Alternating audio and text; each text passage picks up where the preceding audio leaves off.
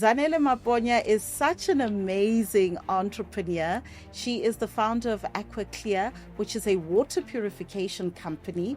Very impressive because guess what? We all need water. You've got people around you that are willing to give you constructive feedback. Yeah. It's not always the easiest to hear, but as entrepreneurs, we need that because when we're building businesses, our businesses are like our babies. We're not objective.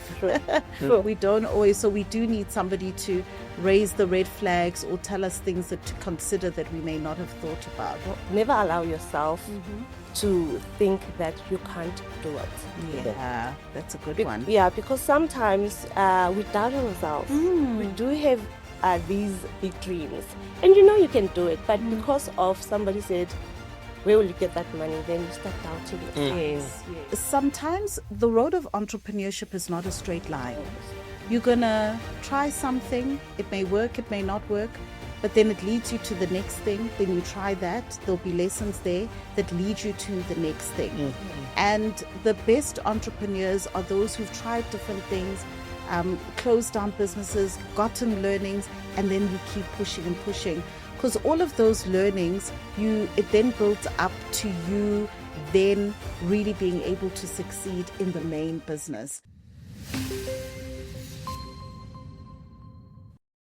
Welcome to Monetize Your Business podcast conversations in partnership with FNB. You are at absolutely the right place. If you are an entrepreneur looking for inspirational conversations from other business owners to learn knowledge, tips, and insights from subject matter experts, then you are absolutely at the right place. Now, you know how we do over here. I'm not flying this plane on my own. I've got my trusted co-pilot with me.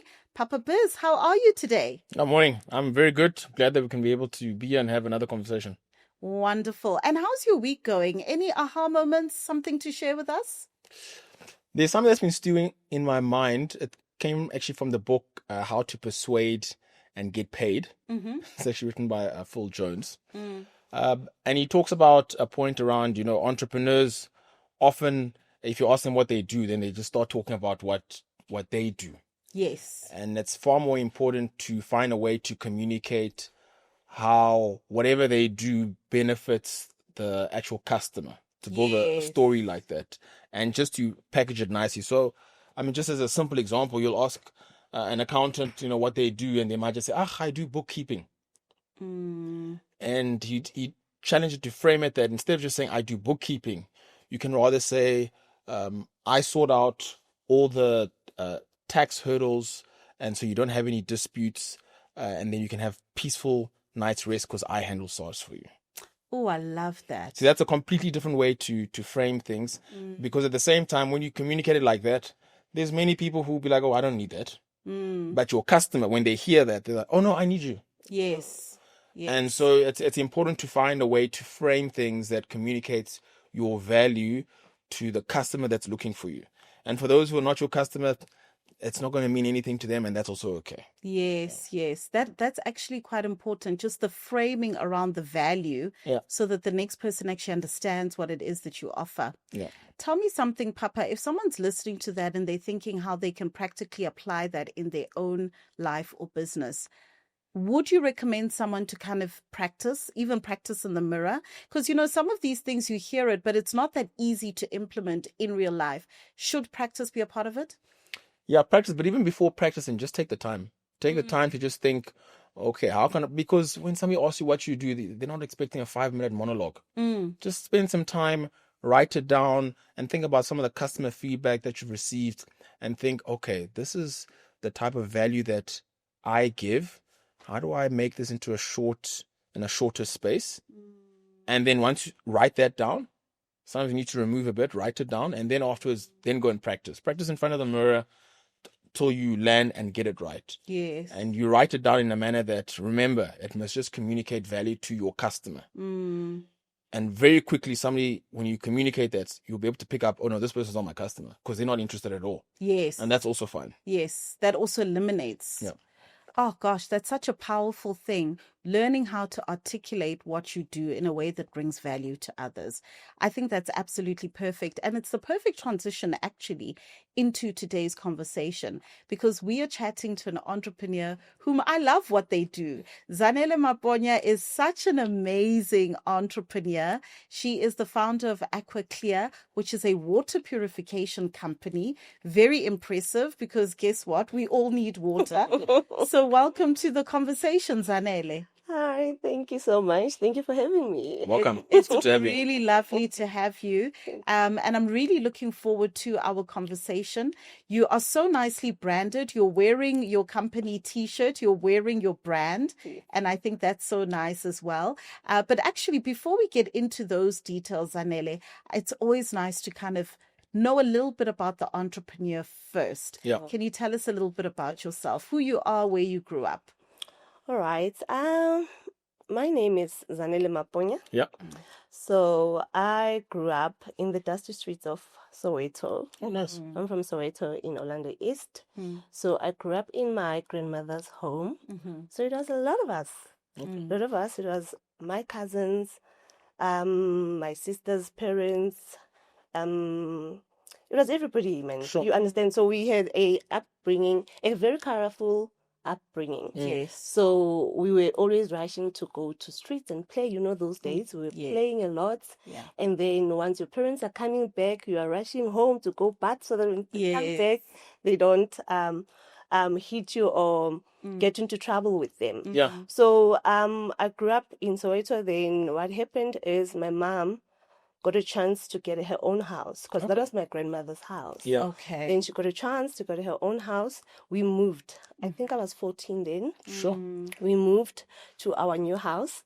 Then while it was exciting and everybody's happy, so I'm a middle child. Okay. Yeah, so I've got a big sister and a younger brother. Okay. Yeah, so while we were there with my mother, it was nice. When I was 15, my mom got sick. Sure. Then she passes on. Oh, my goodness. And then you're a teenager. Now I'm a teenager. I'm in high school. Yes. My brother's in primary school. Yeah. My sister instantly has to be a parent. Yes. And she was only 25. Sure. Because I was 15. My brother was 10. Sure. So now things changes. Everything is crumbling down. We have to move back to Granny's home because we are all young. Yes. My sister is fairly young also. She didn't know her mom's going to pass on, and she didn't know she'll have to be an instant parent. So we're moving back home. And then fast forward, I go to matric. We try and see how we manage the life thing, but because we had support. I'm not going to lie, we had support. My sisters, my mother's sisters were very supportive, very loving. So we grew up in a very loving home. So yeah.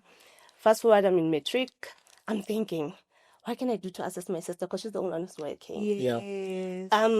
When my friends had to go and do anything that they wanted to do, I was thinking, what job can I get? Yes. Think of your family. Because I'm also thinking that my sister needs assistance. Yes. There's no way I can just let her help us alone. Yeah. So, and she also encouraged me, get something to do during the school holidays.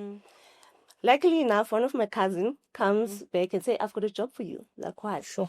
There's a job at Builders Warehouse. They want stock taking. I didn't know how difficult stock taking was. Hey, that thing will take the life out of you. That thing. The way I was so excited for the job, I didn't know what I was getting myself into. Yes. We go there, we work the job. Okay, we started working at 6 until 12 because stock taking is done late. My goodness. In the evening. In the evening, it was Builders Warehouse. So you can understand what we will count. Oh, yes. Yes. So I work for 30 days. Already I knew in between the month that I don't want this job anymore. I'm okay. I worked for 30 days. It was not every day, every weekend. Yes. For 30 days, then they're paying us. Now, only to find out that myself and my cousin, we signed on a login book, the correct login book, first day. All the other days, it was wrong. We got paid 50 rand. I'm telling you. For 30 days work. I What cried. are you saying? I'm telling you, all the time we've been signing on the wrong login book. So when we asked the supervisor, can't you go and Yeah. maybe speak about this and say, maybe they said, no, that's another company. They can't agree to that. They won't allow them to take a picture or anything of that. So it's people's confidential information. We got And they saw you coming in. They saw us coming every day. Wow. So they said it was our responsibility to sign on the correct login book. Because when we were coming in the morning, there was 2 login books for this company and our company. First day they told us. Second day we were just You saying. just had to figure it out. Then it's fine. I left that job and then I got another job. It's Steers.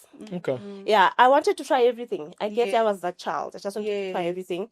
I got another job. I worked at Steers, and me agreeing to work at Steers, I thought I was going to be at the tiller and look cute. Front facing. So I didn't know that me working there, I'm going to be an all-rounder. Do everything from cleaning and everything, customers. So I worked there for 2 weeks. They paid me. I was okay. Continued with school. Yeah. Then after school, after matric, what happened? After matric, yes. After matric, I told my sister I want to go study. Okay. Initially, I wanted to be a doctor, but finances didn't agree with us. So I told my sister I want to be a doctor. I was like, no, it's not going to work, my darling. Look for a course that you can do or something. Yes. Then I decided to be, okay, being a paramedic is closer Yes. it's closer to being a doctor. Yes. So I did paramedic. Uh-huh. I went to school. I stayed at school. I did paramedic. I was happy that at least now I can assist and help people as a doctor. Yes. And I see patients first for the doctor. Before the doctor. Yeah, so that excited me. I was excited, and then I was a paramedic. Came back. So at school, they normally tell you need to come back and then volunteer. Okay. You need to look for a job. I went and looked for a job. I found a job. I volunteered. I didn't volunteer long because I guess I was a hard worker there. Then they promoted me. That's good. So it was nice. So I worked there. That's why I met my husband. Ah, Nice. Nice. So you were resuscitating more than the patients, eh? So that's why I met my husband. Then we continued. I continued. I worked. I worked every day. After being a paramedic, what I did is I still wanted more. I don't know what, but I wanted more. Those that hunger. Yeah, because I'm still young and I was a dancer. I was a dancer. There was a time where we were dancing at DOCC. So music came and taught us. Dance. Yeah, I was a dancer. What type of dance? What type of music? I did everything. I did ballroom. I did tap dancing. Oh, wow. I did African country. I did all the dances. Oh, that's interesting. I was also Umachaivane. It's school they knew me as Umachaivane.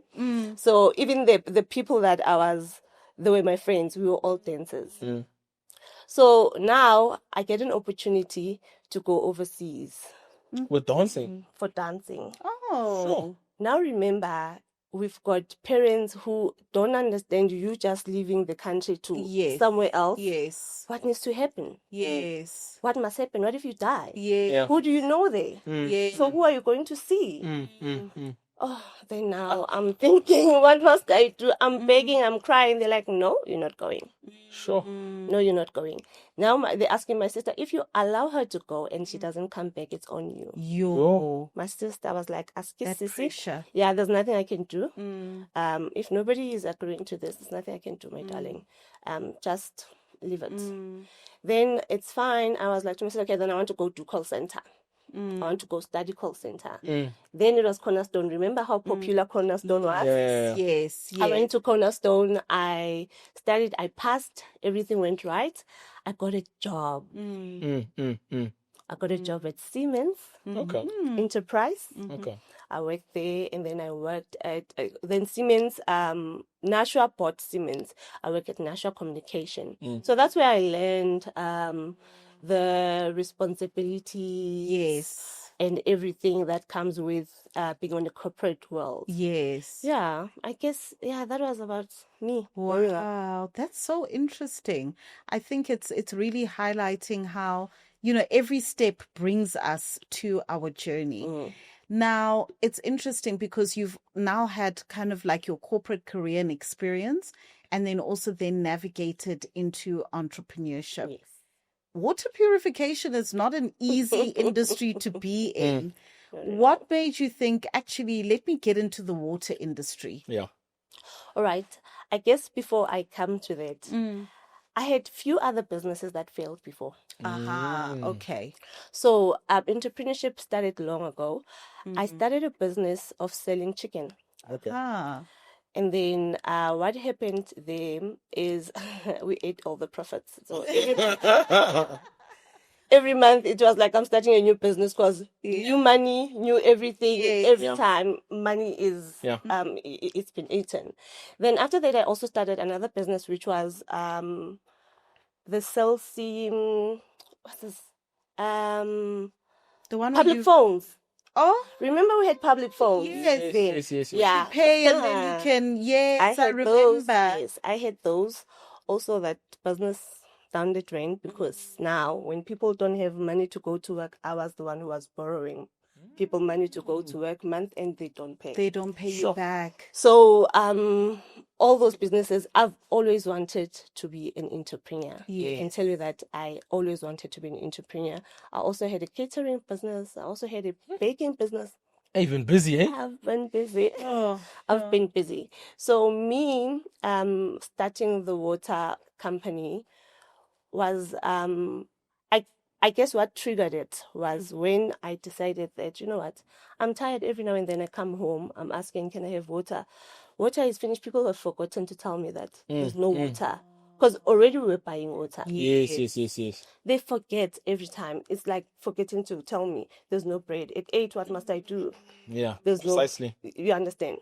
So, and the other thing that also made me to see that there's a gap in the water business is because of, we've got a problem of water in South Africa. yes. So every time when you're watching the news, Hammanskraal that, Western Cape this, that, they don't have water, or if they do have water, the water is not clean. Yes. So I thought, what about I have my own systems? Then I clean this municipal water, Yes. and then I sell it to. Wow, I love that. Okay. That's how it came up. Yeah, because it addresses a real problem, hey? Now in the beginning, because at least you've had hindsight of other businesses, some that went well, some that didn't go so well. When now you've decided, I like this business here in the water, how did you go about just getting clients, letting people know that you exist? Yeah. With that one, what we did is, social media. We're living in social media times now. Social media helps a lot.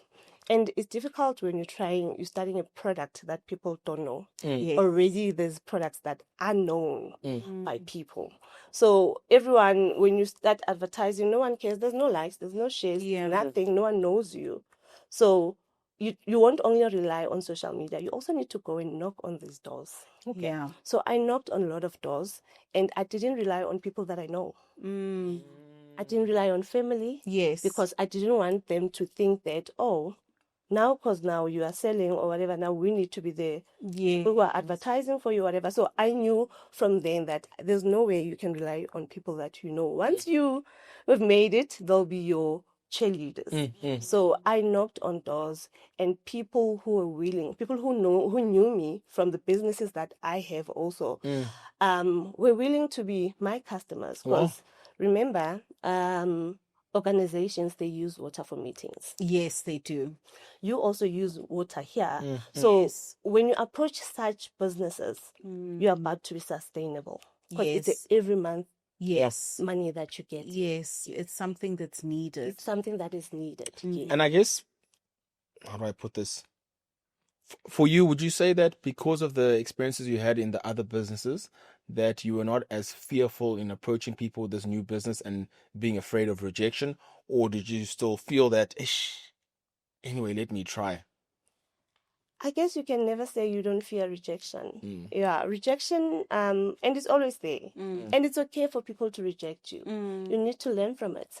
And also, me, if I'll mention again, I run an ambulance company, which is running for 10 years, over 10 years now.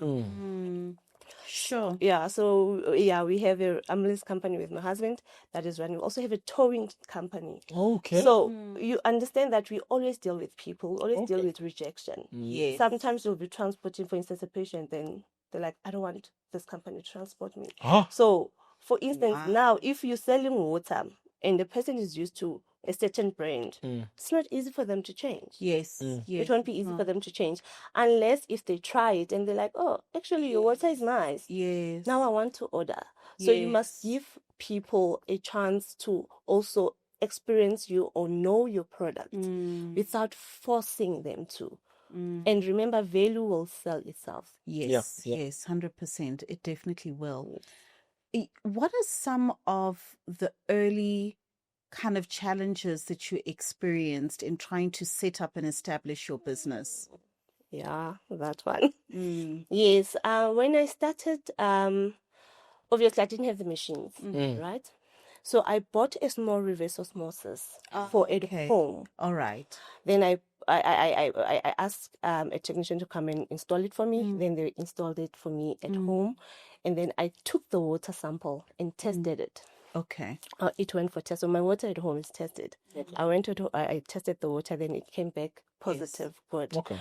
Right. Then what I did is, the challenges is I started at home. I started selling to my kids and my husband. Yes. My husband was so critical.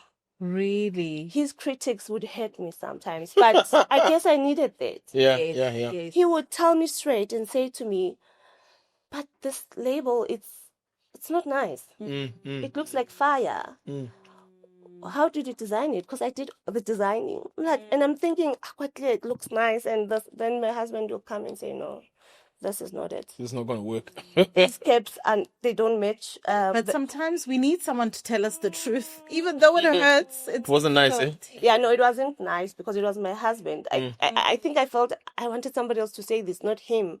Then he told me straight, he was like, if I don't tell you, who am I supposed to tell you? You need to take this product out. Yes. So how are you going to do it?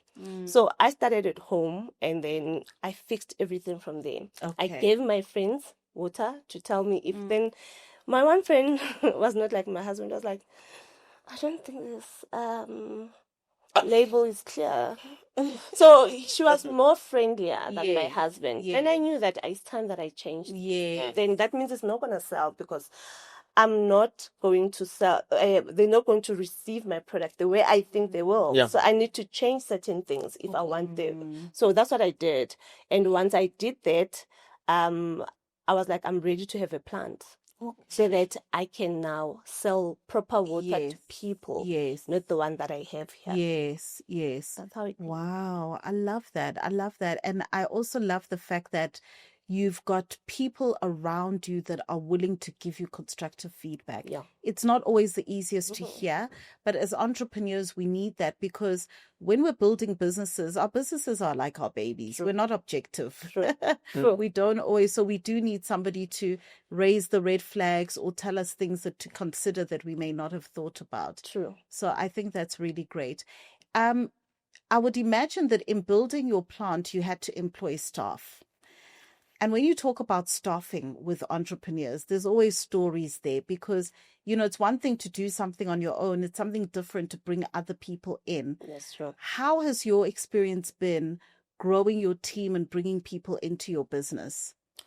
Honestly speaking, I'm not going to lie. I have a wonderful team. Oh, that's wonderful. A wonderful team, which was very supportive. You understand when you're working with people who also don't understand what they need to do. Yes. They just want to help you with your vision. Yes. So they were very supportive in a way that sometimes when I pray, I would say, God, can you give them the money that they are asking for? Because sometimes I didn't understand, why are they so supportive? They always want to do things right. They always, if I say now, let's do this, and then 2 minutes later I change it, they willingly, without a hassle.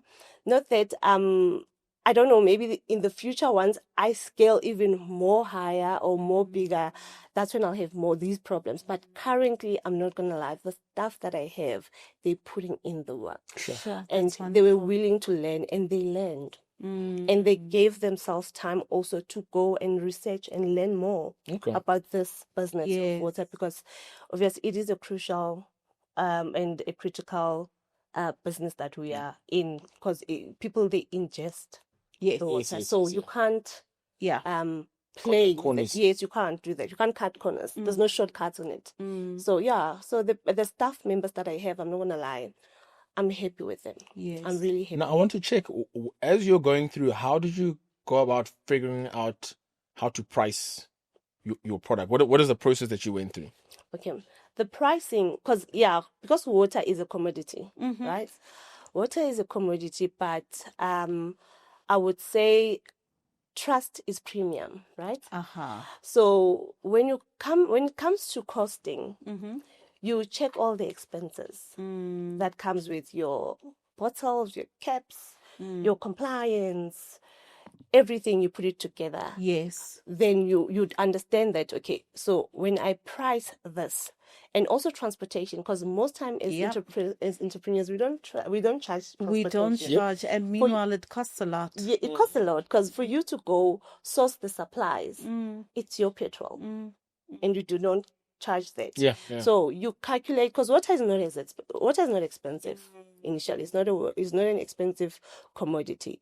So when I'm pricing, I'm looking into all those things. Yes. And then I can price. Okay. Then it becomes easier for me to know this will work out for the customer. Nice. Okay. Yeah. And then when it comes to, because with the water space, it's so interesting how they're actually different product offerings. They're different sizes. Obviously, there's B2C where someone can just buy water for their own home consumption, but then you also do it for supplying corporate. People can put their own labels. Maybe can you talk us through the different offerings that are available? All right. What we do is, yes, we do have over the counter, because we have a shop. Okay. So we do have over the counter, and then also we have white labeling. White labeling, meaning that the ones that want us to white label for them. Personal branding. Let's say maybe you've got a salon and you're thinking, for me to give my clients water, I would want it to be branded so that they can see the visibility of my brand. Yes. So it's brand awareness for others. Corporate also sometimes will say, please brand for us. Then I brand for them. But the main thing was to make sure that the entrepreneur that wants to start the business but does not have the resources, we can do it for them. Yes, because they don't have the resources for like a plant and everything, so you can those do things it. are expensive. Very expensive. Yes. So we were like, the main idea was that the other entrepreneurs who wants to start this water business, they can come to us, and then we can do it for them with their own brand, and then we can put their own details so that whoever who wants to contact them could be easy to contact them. That bottle will have all their details for marketing. Yeah, that was the main purpose. Yes. Yeah. So we have that, and then also you can find it's over the counter. It's Mr. D. We are also Mr. D. Oh, wow. Lovely. Yeah, we are also on Macro Marketplace. Proudly South African. Lovely. Love that. We are on Proudly South African, and then also social media, obvious, and then we are still busy with Tech a Lot. Yes. Okay. Yeah. Okay. But yeah, we have those. That's wonderful. That's cool. So I want to check, I mean, if you're looking through in terms of your journey, this is the water, right? Yeah, the right. Aquaclea. Yes. If you're looking through in terms of your journey, of course, like in different businesses and so on, what have you learned that maybe, let's say, you could share, like with our listeners, some anecdotes in terms of what you've experienced that you'd like to share as words of encouragement as well? Okay, as words of encouragement to other entrepreneurs is never allow yourself to think that you can't do it. Yeah, that's a good one. Yeah, because sometimes we doubt ourselves. We do have these big dreams, and you can do it, but because of somebody said, where will you get that money? Then you start doubting yourself. Yes. So sometimes just make sure that you believe in yourself. I know believing in yourself is tough when you think your vision needs money. I guess everything wants money, but you need to start somewhere. Yes. Just start. Start somewhere. As I'm telling everybody that I started in my own house, and then I got those critics. So I'll make a simple example. Let's say you want to have a hair salon. Yeah. start by plating maybe your cousin or Yes. whoever. People will start asking. That's marketing on its own. 100%. So it is. word of encouragement, just start. I love that. I love that because we get stuck in our head Yeah. and then analysis paralysis. Yeah. And then before you know it, you haven't started. You haven't started. Yeah. Yes, it Yeah. happens to all of us. Yeah. Yeah. I think for me, this conversation has reminded me, and I think this is my takeaway, of the fact that sometimes the road of entrepreneurship is not a straight line. You're going to try something. It may work, it may not work, but then it leads you to the next thing. Then you try that. There'll be lessons there that lead you to the next thing. And the best entrepreneurs are those who've tried different things, closed down businesses, gotten learnings, and then you keep pushing and pushing. Because all of those learnings, it then builds up to you then really being able to succeed in the main business.